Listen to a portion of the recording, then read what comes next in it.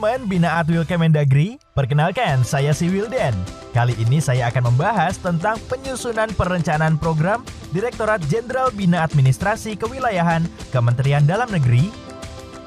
Dalam mencapai tujuan organisasi, perencanaan adalah fungsi manajemen yang pertama dan terpenting. Tanpa adanya perencanaan yang baik, maka semua kegiatan akan menjadi tidak berarti dan kehilangan arah. Perencanaan menjadi salah satu kunci keberhasilan dalam sebuah kegiatan atau pencapaian misi organisasi.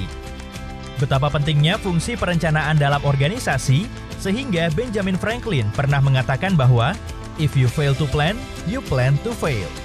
Dengan kata lain, ketika kita gagal merencanakan sesuatu dengan baik, maka sesungguhnya kita sedang merencanakan kegagalan. Penyusunan perencanaan program dilakukan sebagai langkah menyusun rencana kebijakan umum, program, kegiatan, aktivitas, dan anggaran, serta pengelolaan kinerja organisasi dengan mengacu pada target dan sasaran yang telah ditetapkan. Penyusunan perencanaan program dilakukan sebagai langkah penyusunan perencanaan kebijakan umum, program dan anggaran, serta pengelolaan kinerja organisasi, juga kerjasama antar lembaga.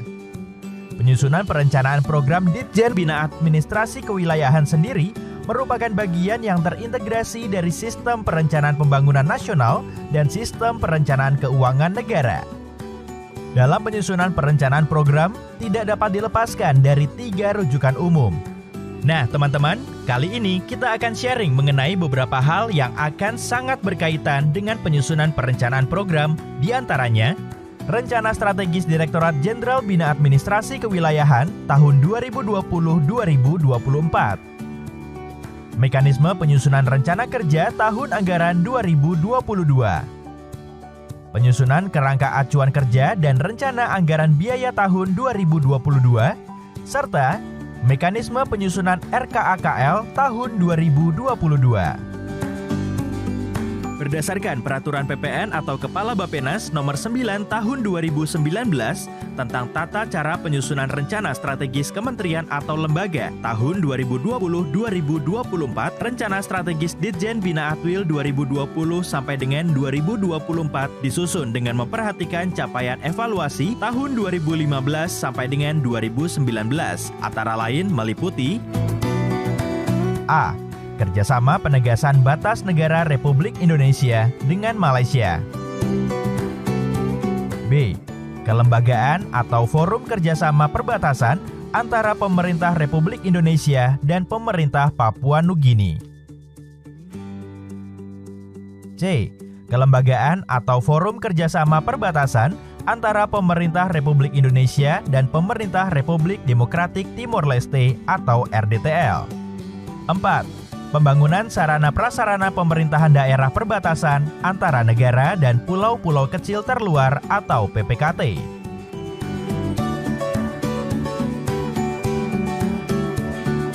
Peningkatan kompetensi aparatur Satpol PP, PPNS, dan Satlinmas. Pemenuhan kompetensi personel pemadam kebakaran.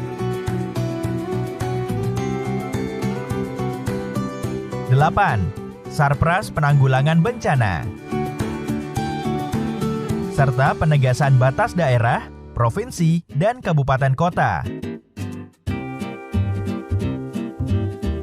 Dalam rangka pembinaan administrasi kewilayahan tahun 2020-2024, terdapat beberapa potensi atau tantangan yang harus dikelola secara optimal, yakni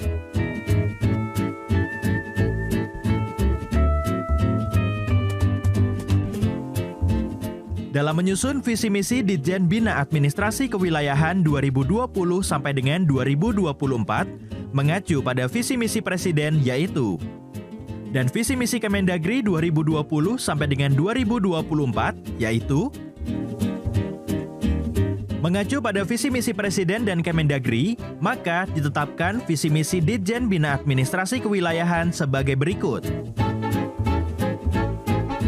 Pernyataan visi tersebut mengandung 2 bagian kata kunci, yakni 1. Adaptif, profesional, proaktif, dan inovatif.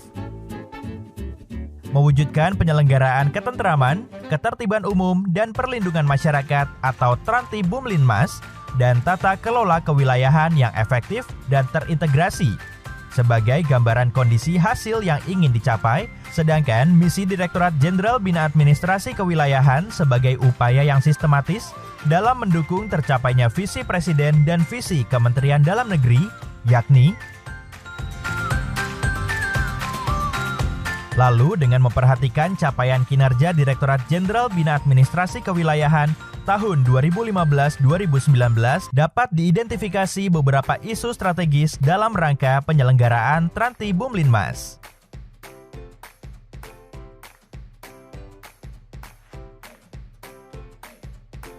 Serta isu strategis tata kelola kewilayahan, yaitu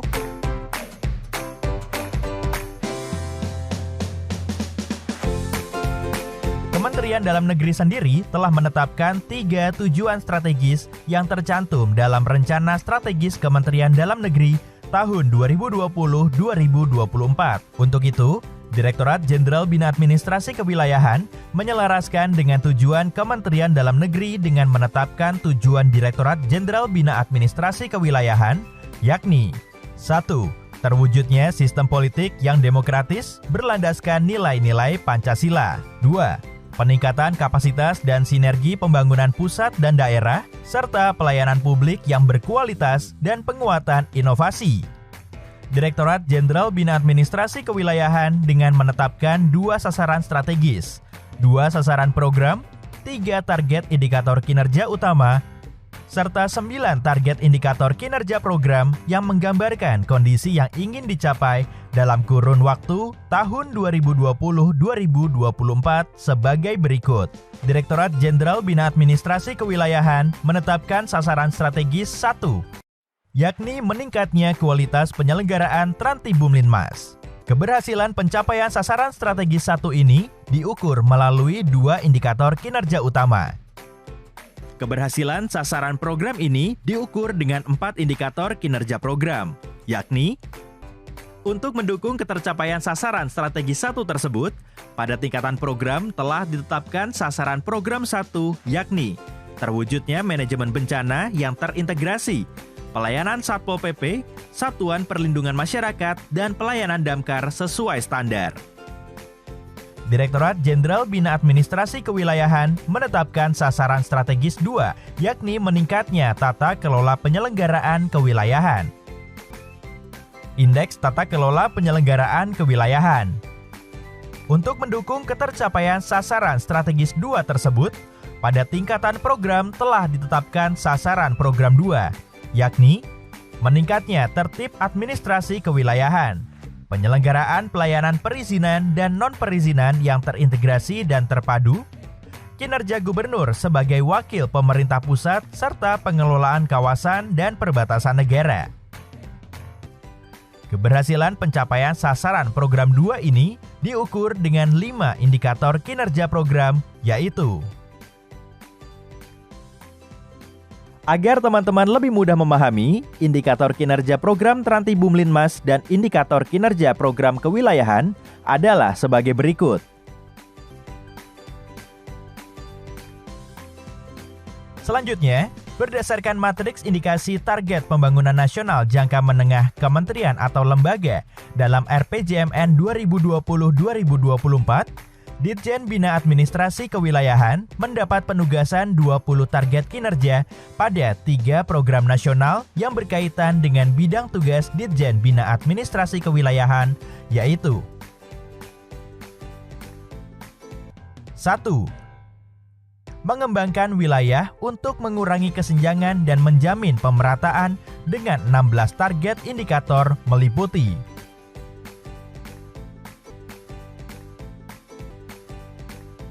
2.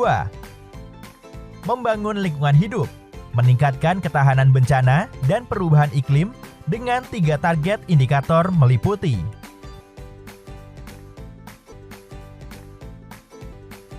3. Memperkuat stabilitas politik, hukum, keamanan, dan transformasi pelayanan publik dengan 1 target indikator meliputi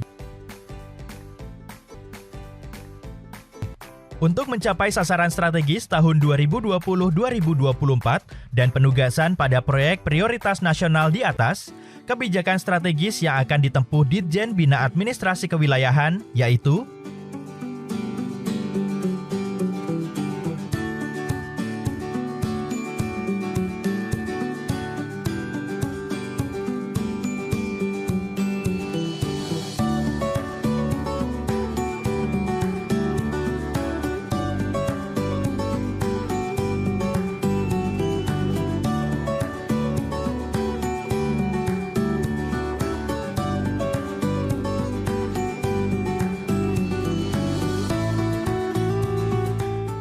Mekanisme Penyusunan Rencana Kerja Tahun Anggaran 2022.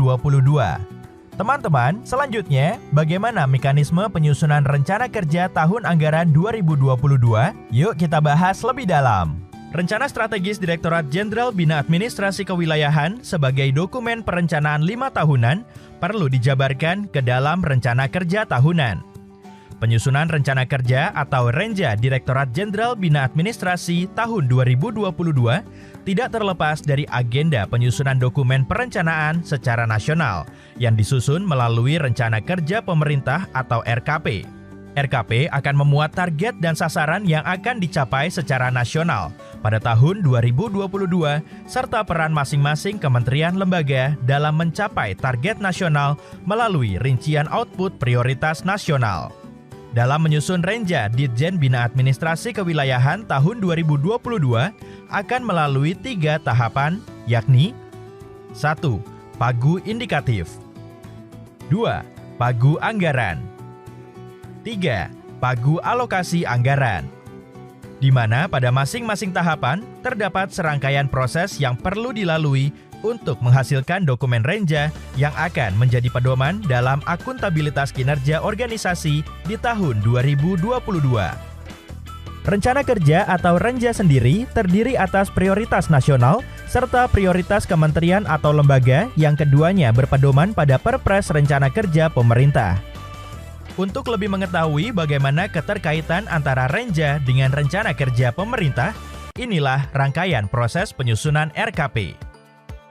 Lalu untuk lebih memahami keterkaitan antara penyusunan dokumen Renja dengan perencanaan pada tingkat nasional sampai dengan penyusunan dokumen RKAKL sebagai bagian dari penyusunan APBN, inilah alurnya.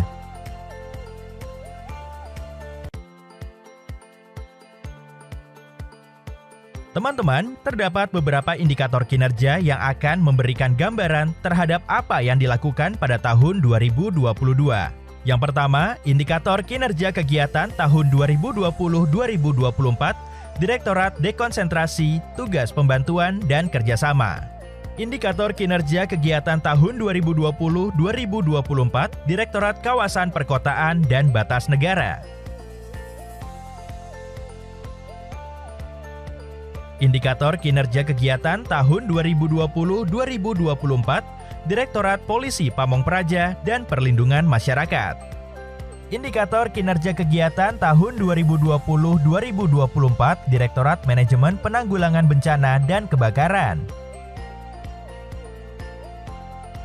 Indikator kinerja kegiatan tahun 2020-2024, Direktorat Toponimi dan Batas Daerah.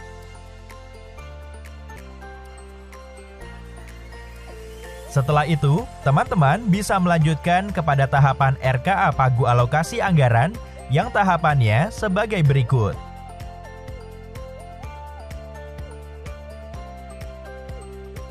Setelah RKAKL selesai, teman-teman bisa melanjutkan ke tahap penyusunan selanjutnya, yaitu 1. Dalam rangka menyusun RKAKL, masing-masing unit kerja menyusun kerangka acuan kerja atau KAK dan rencana anggaran biaya atau RAB. 2. Penyusunan KAK mengikuti format SBB atau ikut format KAK. 3. Penyusunan RAB tahun 2022 memperdomani PMK 60 tahun 2021 tentang standar biaya tahun 2022. PMK tersebut mengatur standar biaya yang bersifat batasan tertinggi serta standar biaya yang bersifat estimasi. 4. KAK dan RAB menjadi dasar dalam input RKAKL ke dalam aplikasi Sakti dan penerbitan DIPA. Penyusunan kerangka acuan kerja dan rencana anggaran biaya tahun 2022. Teman-teman, tahap selanjutnya, Wildan akan sharing tentang penyusunan kerangka acuan kerja dan rencana anggaran biaya tahun 2022. Kerangka acuan kerja atau kerangka acuan kegiatan yang disingkat KAK adalah dokumen perencanaan kegiatan yang berisi penjelasan atau keterangan mengenai apa, mengapa, siapa, kapan, di mana, bagaimana, dan berapa perkiraan biayanya suatu kegiatan. Dengan kata lain, KAK berisi uraian tentang latar belakang, tujuan, ruang lingkup, masukan yang dibutuhkan, dan hasil yang diharapkan dari suatu kegiatan. KAK dalam bahasa Inggris adalah Term of Reference yang disingkat TOR. KAK merupakan gambaran umum dan penjelasan mengenai kegiatan yang akan dilaksanakan sesuai dengan tugas dan fungsi Direktorat Jenderal Bina Administrasi Kewilayahan. Kerangka acuan kerja atau KAK dan rencana anggaran belanja atau RAB merupakan instrumen yang dibutuhkan dalam proses perencanaan program dan perencanaan anggaran. Oleh karena itu, dalam menyusun KAK dan RAB, teman-teman perlu mengacu pada berbagai referensi yang ada. Untuk meminimalkan risiko terjadinya deviasi pada tahun pelaksanaan kegiatan, maka teman-teman perlu menyusun KAK dengan jelas dan terukur, yang memuat beberapa informasi penting yang akan diterjemahkan ke dalam rencana anggaran dan biaya atau RAB. Untuk standarisasi format TOR, dibuat dengan format seperti berikut ini. TOR harus dijelaskan sedetail dan serinci mungkin agar substansi kegiatan dapat dipahami dan dimengerti untuk diusulkan penganggarannya.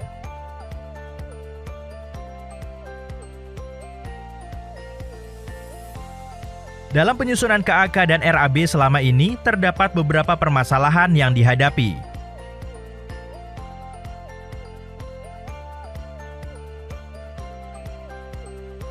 Untuk mengatasi permasalahan tadi, teman-teman bisa membuat TOR, KAK, dan RAB sesuai ketentuan. Berikut alur penyusunan TOR, KAK, dan RAB di lingkup Ditjen Bina Administrasi Kewilayahan, yaitu adapun detail penjelasan isi di dalam TOR atau KAK adalah sebagai berikut.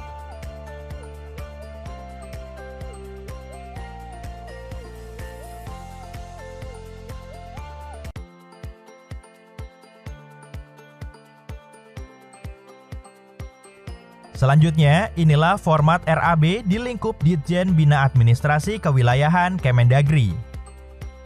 Di mana dalam pembuatan format RAB tersebut, ada beberapa hal yang harus diperhatikan di antaranya.